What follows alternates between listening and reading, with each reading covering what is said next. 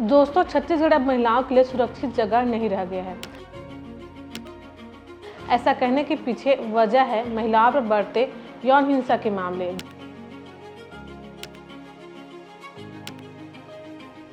सिर्फ पिछले 15 दिनों में अनाचार के इतने मामले हैं जो शासन की सुरक्षा इंतजाम को सवालों के घेरे में लाकर खड़ा कर देते हैं।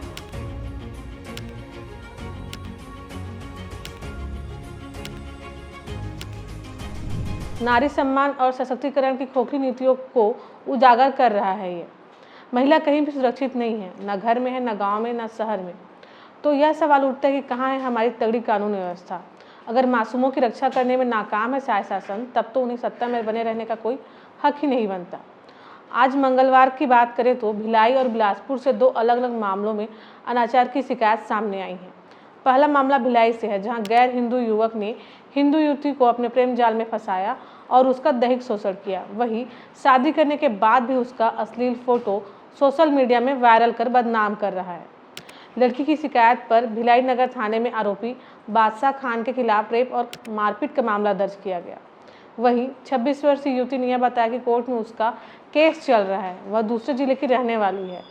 वहीं दूसरे मामले की बात करें तो बिलासपुर की छात्रा ने एक सजाती युवक पर शादी का झांसा देकर दैहिक शोषण का आरोप लगाया। IIM लखनऊ में पढ़ने वाला कोरबा जिले का यह छात्र पहले फार्मेसी की छात्रा से फेसबुक के जरिए दोस्ती करता है, जिसके बाद उसे प्यार और शादी करने का वादा करके उसके साथ अनाचार करता है। इस दौरान उसने छात्रा का न्यूड वीडियो भी बना लिया था। छात्रा के केस दर्ज कराने के बाद अब आरोपी जेल में है।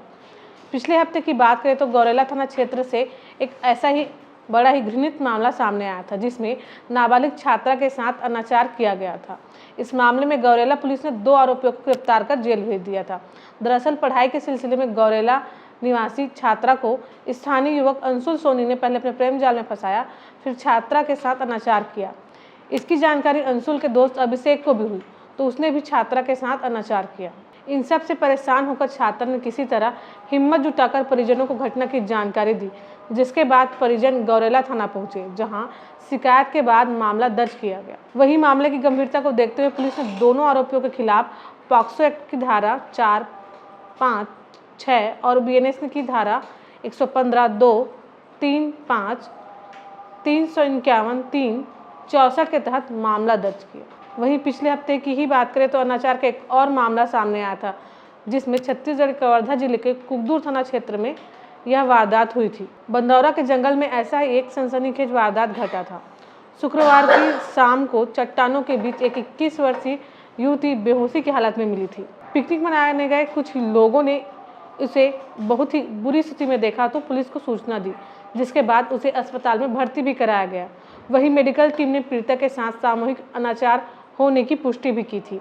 खास बात यह है कि अनाचार के बाद दरिंदों ने उसके गला दबाकर हत्या करने की कोशिश भी की थी। दरअसल युवती को जंगल के चट्टानों के बीच बेहोशी की हालत में पिकनिक मनाने गए कुछ युवकों ने देखा था। उन्हें तत्काल पुलिस को सूचना दी और गंभीर हालत में युवती को जिला अस्पताल में भर्ती भी कराया गया। मेडिकल जांच में युवती के प्राइवेट पार्ट में चोट की पुष्टि सामने आई। साथ ही युवती के गले और शरीर पर भी कई गंभीर चोटों के निशान पाए गए। पैर के नाखून तक गायब मिले, जिससे इस घटना की बर्बरता का अंदाजा लगाया जा सकता है। पुलिस ने इस मामले में गंभीरता दिखाते हुए जांच शुरू कर दी है और संभावित आरोपियों की तलाश की जा रही है। फिलहाल पीड़िता की हालत नाजुक बनी हुई है और डॉक्टरों की टीम उसकी निगरानी में लगी हुई है। जिला अस्पताल में मेडिकल बोर्ड द्वारा विस्तृत रिपोर्ट तैयार की जा रही है। कुकदूर थाना पुलिस ने मामले को गंभीरता से लेते हुए FIR दर्ज कर लिया है और घटनास्थल की बारीकी से जाँच की जा रही है।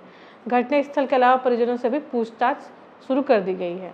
6 दिन पहले की बात करें तो कोरबा में एक तलाकशुदा महिला हवस की शिकार बनी थी। इस मामले में एक तलाकशुदा महिला की रिपोर्ट पर सिविल लाइन थाना में एक वकील के खिलाफ अनाचार का केस दर्ज कराया गया। आरोप है कि शादी करने का झांसा देकर पीड़िता से कई बार अनाचार वकील ने किया था। CSP कोरबा भूषण एक्का के मुताबिक आरोपी वकील श्री राम श्रीवास के खिलाफ पीड़िता की रिपोर्ट पर सिविल लाइन थाना में दुष्कर्म का केस दर्ज किया गया।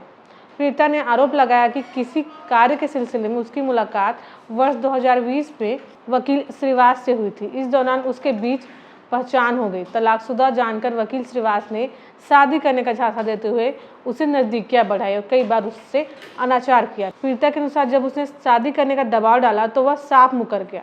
पुलिस ने इस मामले में केस दर्ज कर आरोपी को गिरफ्तार कर कोर्ट में पेश किया, जहां से उसे जेल भेज दिया गया है।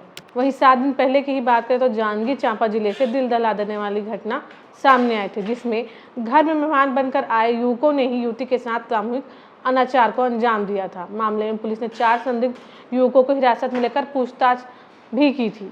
जानकारी के अनुसार घटना चांपा थाना क्षेत्र का है।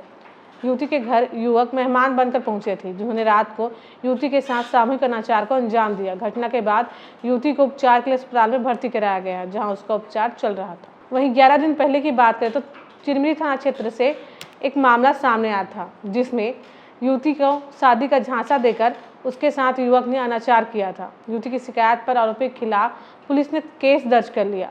थाना प्रभारी RN गुप्ता ने बताया कि युवती की शिकायत पर आरोपी के खिलाफ BNS के तहत मामला दर्ज कर लिया गया है। 14 मई को आरोपी को छोटा बाजार कच्ची दफाई वार्ड 21 निवासी हिमेश ध्रुव को गिरफ्तार कर न्यायिक रिमांड पर जेल भेज दिया गया है। तो दोस्तों, इन सभी मामलों और घटनाक्रमों को देखते हुए हम यह आसानी से कह सकते हैं कि छत्तीसगढ़ अब महिलाओं के लिए सुरक्षित स्थान नहीं रहा है। आए दिन हो रहे उनके ऊपर अत्याचार इस बात की पुष्टि कर रहे हैं, और इस मामले में सरकार की और पुलिस प्रशासन की कोई सख्त कार्रवाई नहीं होना इस बात को और भी मजबूती देता है कि अब छत्तीसगढ़ में युवतियां या महिलाएं सुरक्षित बिल्कुल भी नहीं हैं। इन सभी मामलों में आपकी क्या राय है, कमेंट सेक्शन में जरूर बताएं, और ऐसे अन्य खबरों से जुड़े रहिए हमारे चैनल ठिया छत्तीसगढ़ से।